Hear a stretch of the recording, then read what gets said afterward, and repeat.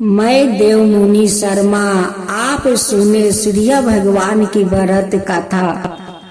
एक समय की बात है, सूर्य भगवान की रानी के मैके से खबर आती है, परंतु रानी सा को मैके जाने का मन नहीं थी। सूर्य नारायण भगवान रानी को यह कहकर मैके जबरदस्ती मायके भेजते हैं कि जाओ, मैं आपके लिए अच्छी अच्छी वस्तु भेजूंगा।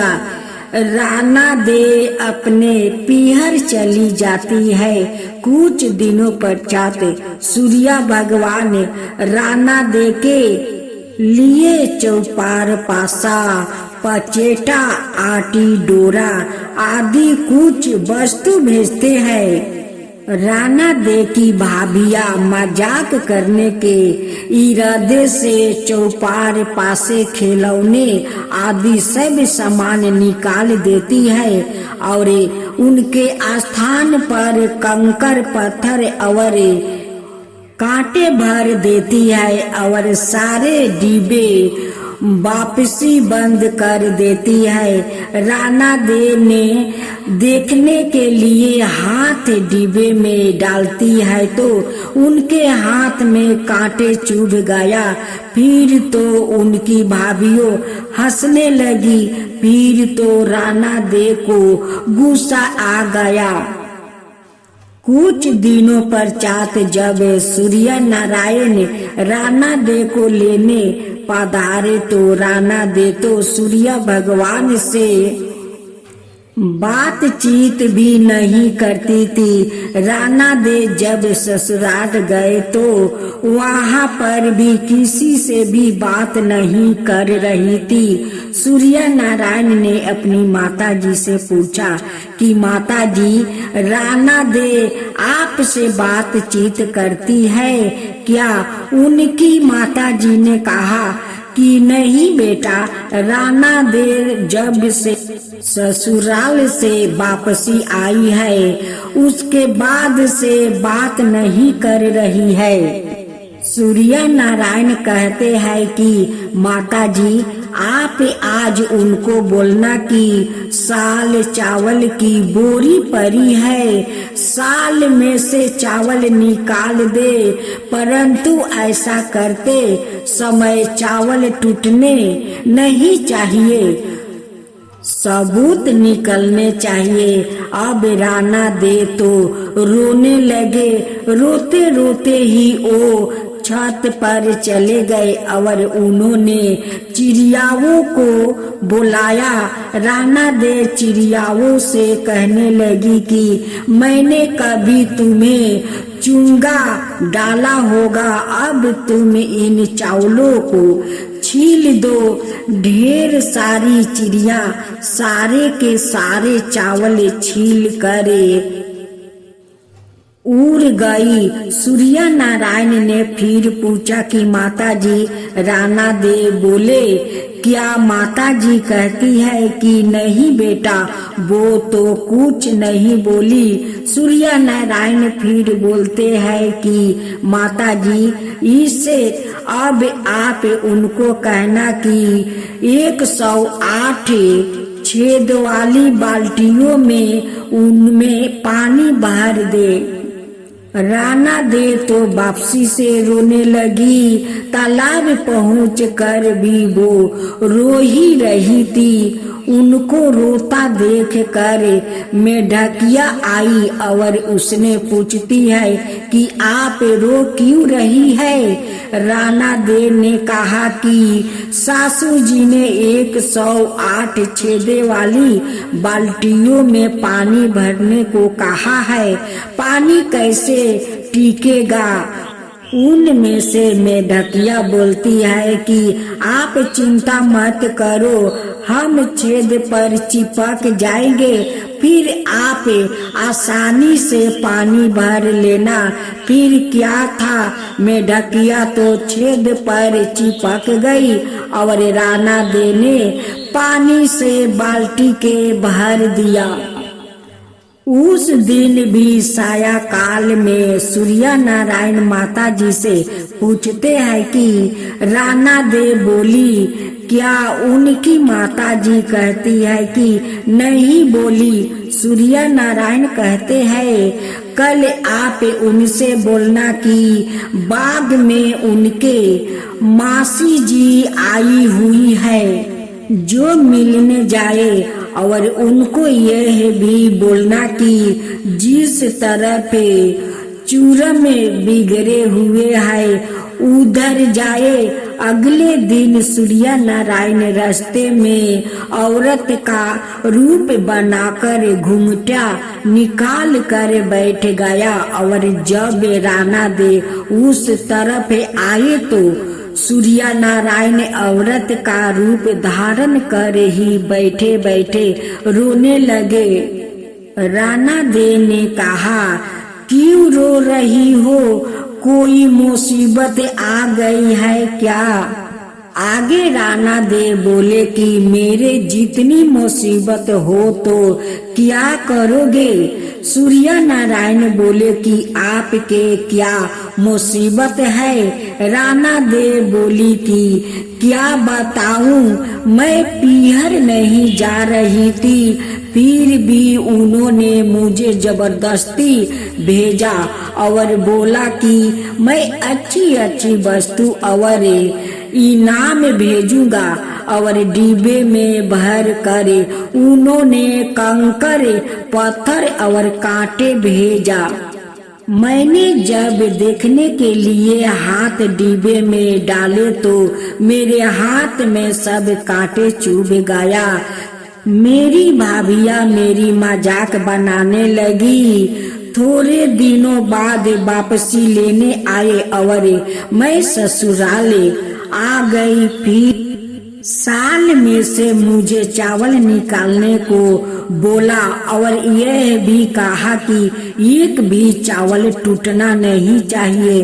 फिर मुझे 108 छेदे वाले बाल्टियों में पानी भरने के लिए कहा। अब आप ही बताओ छेद वाली बाल्टिया में पानी कैसे ठहरता? वो तो मैं ढकिया मटके के अंदर चिपक गई जो मैंने भर दिया। यह कहते ही राणा दे तो जोर जोर से रोने लगी। फिर तो सूर्य भगवान ने नारा दे का हाथ पकड़ लिया और अपने असली रूप में आ गए। सूर्य भगवान बोले चुप हो जाओ राणा दे, मैंने तो डिब्बे में चौपार पासा आती डोरा मिठाई और अच्छी अच्छी वस्तुएं भेजी थी।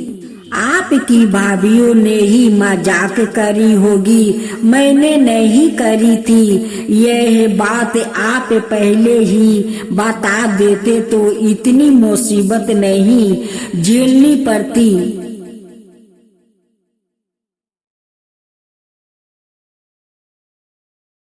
पुराने समय की बात है। सूर्य नारायण भगवान की जो माता जी है वो एक दिन प्रजापति के पास जाती है और बोलती है कि हे प्रजापति, हमें 2 पर्दे वाली हंडी बना कर दे दो।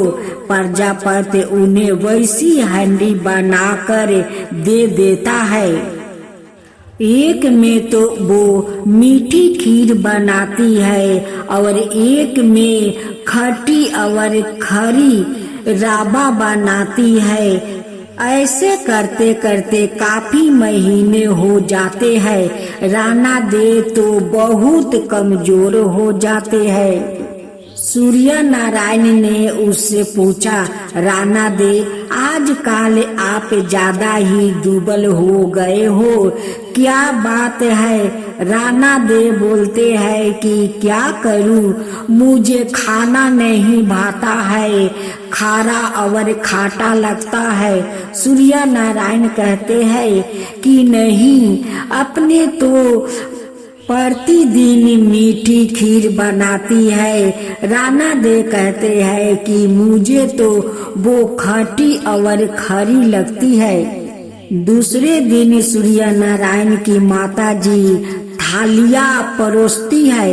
राणा दे चख कर थाली सरका देती है। सूर्य नारायण जब उन्हें ऐसा करते हुए देखते हैं तो वो अपनी माता जी से कहते हैं कि माँ थोड़ा जल भर लाना। उनकी माता जी जल लेने चली जाती है। उतने में तो सूर्य नारायण थलिया बदल देते हैं।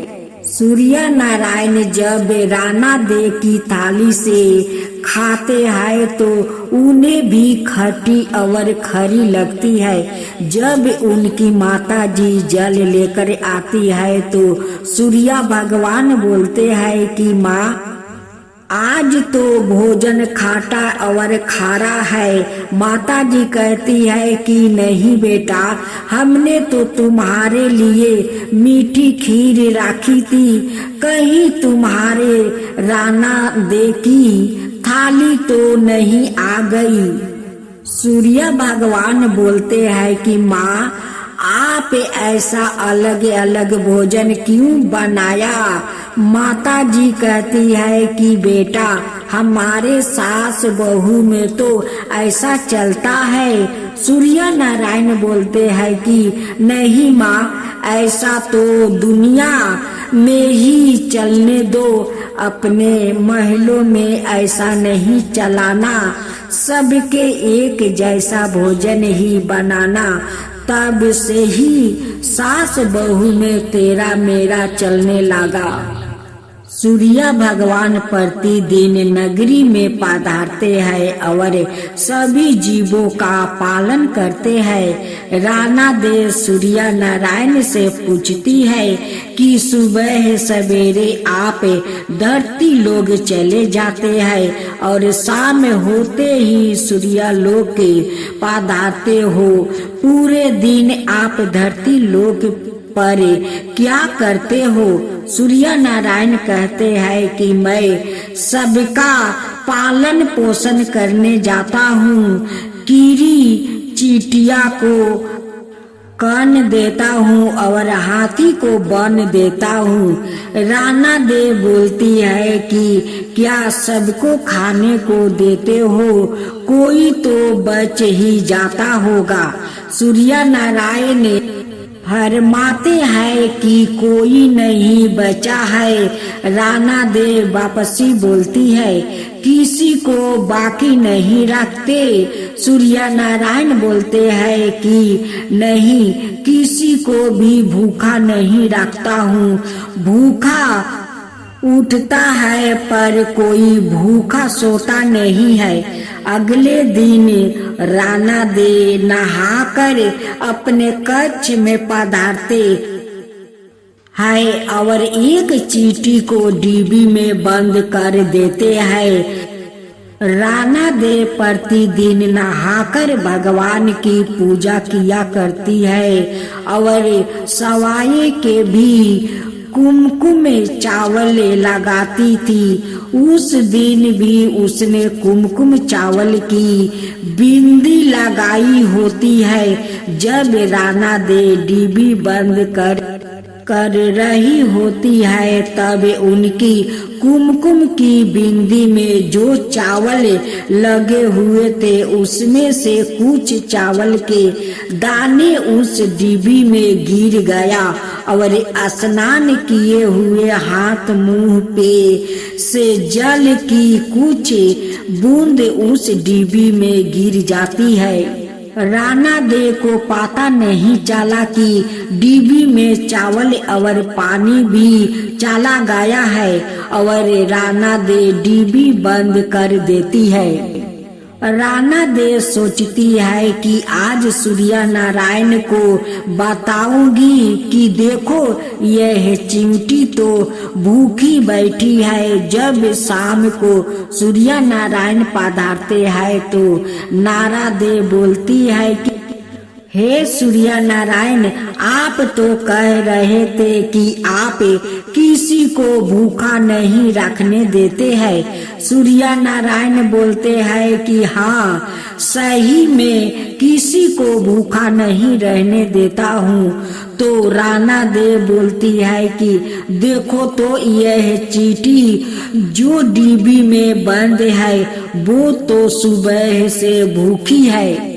यह सुनकर सूर्य भगवान नारादेव को कहते हैं कि आप डिब्बी तो खोलो। राना देव जैसे ही डिब्बी खोलती है तो क्या देखती है कि चींटी के मुंह में चावल के कण और डिब्बी में पानी की बूंद भी पड़ी हुई है। राना देव को अपनी आंखों पे विश्वास नहीं होता है। वो सोचते हैं कि हम तो यही सोच रहे थे कि चींटी भूखी होगी, डिब्बी बंद कर रही थी, तब तो इसमें कुछ भी नहीं था। राना देव हार मान लेती है और सूर्य नारायण भगवान से कहती है कि मैं मान गई कि सभी की पूर्ति आप ही कर सकते हो। तो हाथ जोड़ कर बोलो सूर्य नारायण की जय हो, सूर्य नारायण की जय हो।